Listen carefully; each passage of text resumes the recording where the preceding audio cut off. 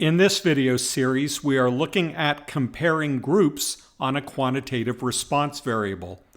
In the previous video, I talked about decomposing the total sums of squares into a portion that is explained, that is, the model explains it, and a portion that is unexplained or error or residual. Obviously, we want a good model so that most of the sums of squares are explained, leaving very little for the residual. The sums of squares divided by the degrees of freedom provide mean squares. Anytime you take sums of squares and divide it by degrees of freedom, you're creating a variance. So mean squares are just variances, but there are different types of them. Let's take a look. MSE estimates within cell variation, that is, within condition or within group variation. If you remember my picture that I had back up here, in which we looked at means and then we looked at scores around the means, what the mean square error is talking about is the unexplained variation. That is, we understand that everyone in the individualist group should be at the mean for individualist group if that in fact explains every person's response within that group, but it doesn't. There are things that are not in our model. We call that error. And that's why we have points here that are not right on that line, but rather about it. The variation of those points about that individual group mean is what we're looking at when we're talking about the variation due to error or residual. The mean square groups or mean square model estimates within cell variation plus a treatment effect or group differences. And that's key. It estimates the same thing that the error estimates plus something more. Remember that the way we got the sums of squares group was to take the individual group around the grand mean, do that for every individual. Take the individual group, the prediction, minus the grand mean. Do that for every individual. Square them, add them all up. That's the sum of squares group. If we divide by degrees of freedom, that's the mean square group. So you might look at this and say, wait a minute. If all the means are the same for these three groups, if they all sit here on this line, meaning that the prediction and the grand mean are the same, and there's no difference among the group, then when you take the deviation of those from this grand mean, you would get 0, and you would end up with a mean square group being 0. Except that that forgets that we're using a sample of data, and that every sample is going to give us something a little bit different. So the idea here is even if the means in the population are the same for individualist, hierarchicalist, and egalitarian, even if those population means are the same, we expect to see some deviation from the grand mean in the sample. The question becomes whether that deviation is just random noise or whether it's because there are real differences in the population. And what this tells us here is that the mean square for the group estimates the same thing that error estimates plus something else. So if there is no group difference, we don't expect the mean square for the group to be 0. We expect the mean squared for the group to be close to what the mean square error is. That is, we expect the mean square for the group to be close to that individual variation within groups that we use in order to measure our error. So when populations do not differ, mean square error and mean square group are two ways of estimating the same thing. That is, the variation that is just randomness, that is not due to the model. But when the populations do differ, the mean square for the group, because it estimates the same thing for mean square error plus something, becomes larger than the mean square error. That's a lot to take in. So let's switch back here, and I've created a notebook to do a little simulation. So let's go ahead and follow this through. First thing I'm going to do is set up a data frame. Let's suppose that we're going to create 30 units in each of 3 groups. So I need room for 90 scores. And I'm going to need the condition labels as well. So all I'm doing here, you don't have to worry about what the code says. I'll just tell you in words what I'm doing here. All I'm doing here is creating 2 variables, score and condition, and making room for 90 rows. So there I'm doing it here. Let me go ahead and actually look at it. Let's see, that was called our data. There it is. There's nothing in there right now, but there's 90 rows that have a column for the condition and a column for the score. Now remember, the condition is going to be a categorical variable. All right, let's put in those condition labels. I'm going to call the first 30 of them control, the next 30 treatment 1, and the next 30 treatment 2. So now when we go back and look at our data, we have control for the first 30, treatment 1 for the next 30, treatment 2 for the next 30. Now let's set some parameters for the scores, and we're going to set these here in their own little code chunks, so if we want to play with them, we can, if we want to change them.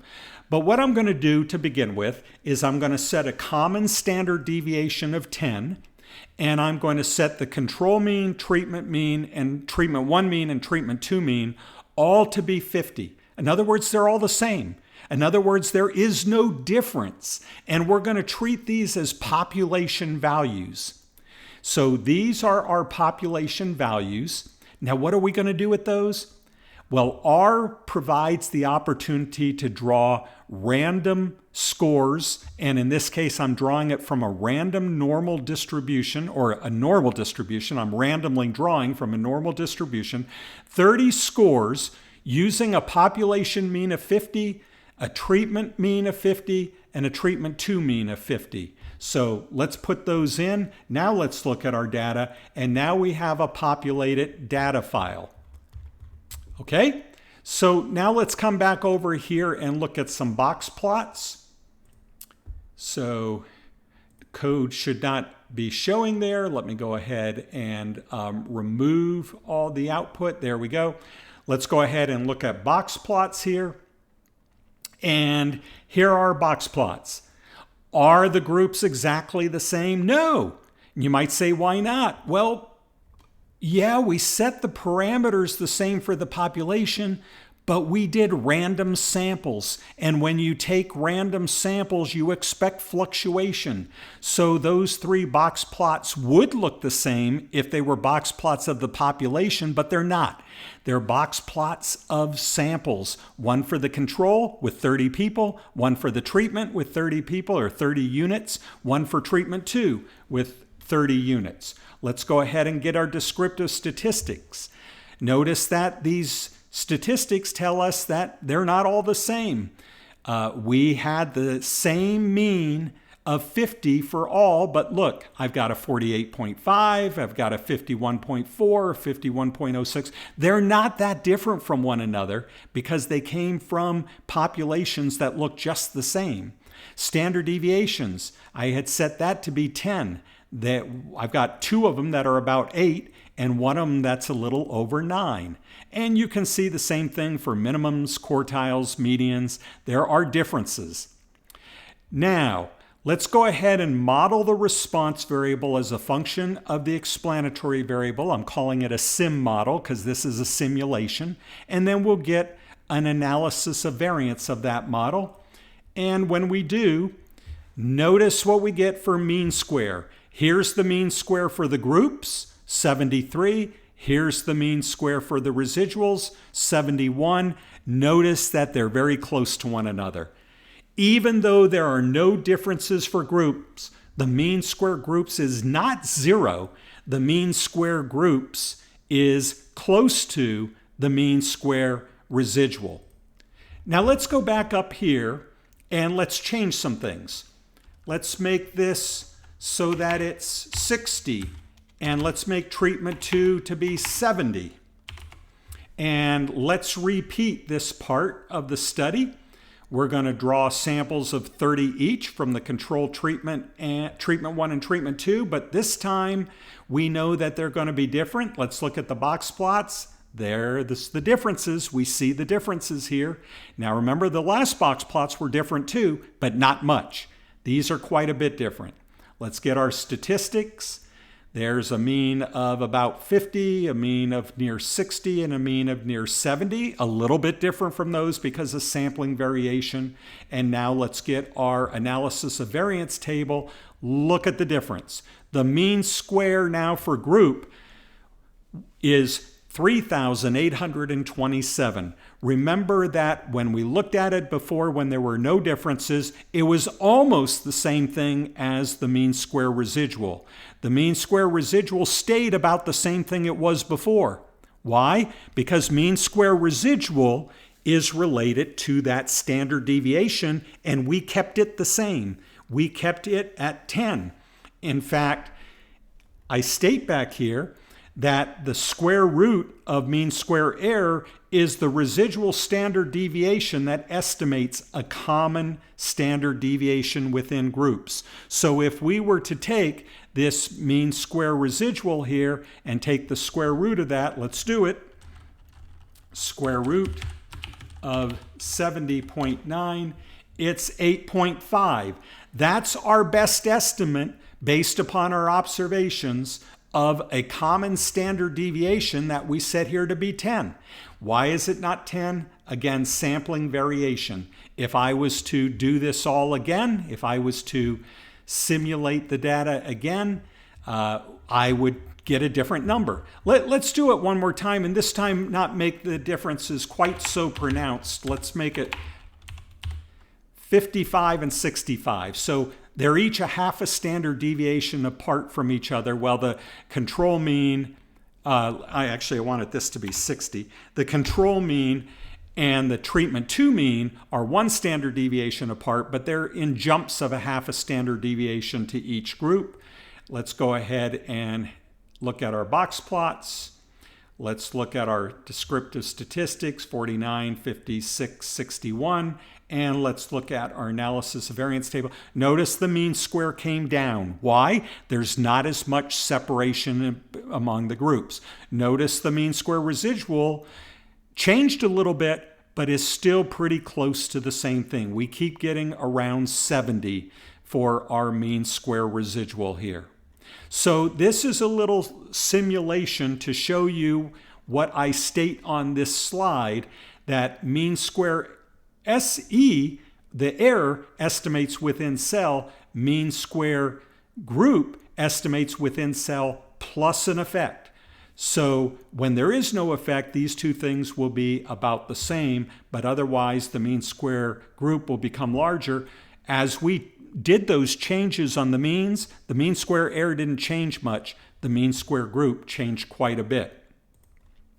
Now we can use the ratio of mean square group and mean square error to indicate how much different mean square group is from mean square error, because if there is no difference in groups, if the population means are equal, what do we expect? We expect mean square group and mean square error to be about the same. So the F ratio will be close to 1. If population means are unequal, the F ratio will become large. So if we go back to this notebook, notice the F ratio here is 17. But let's go back and look at the F ratio for when I made these all the same. Let's go back to the original way we had this, 50, 50, 50. And now, when I go back through here,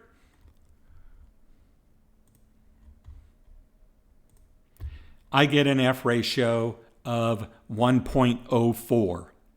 That's because the mean square for the groups here on the top is estimating the same thing. It's doing it a little differently. That's why they're different numbers. But it's estimating the same thing. That is the common variance of the conditions. And so when you put those in a ratio, it is almost 1. So that F statistic can help us determine, based upon how large it gets, whether or not there may be differences in our population means. So as you can see, we are starting to wander now into the area of inference. Up until now, we've just been doing descriptive back here in our analysis. We've been looking descriptively. But when we start getting into the ANOVA table, then we're starting to talk about making inferences, and it shouldn't surprise you because we saw a p-value sitting here. And when you think about p statistics, you're thinking about that it's associated with making some sort of inference to the population. So in the next video, we'll jump right in feet first into the pool of inference and talk about it some more in the context of comparing groups on a quantitative response variable.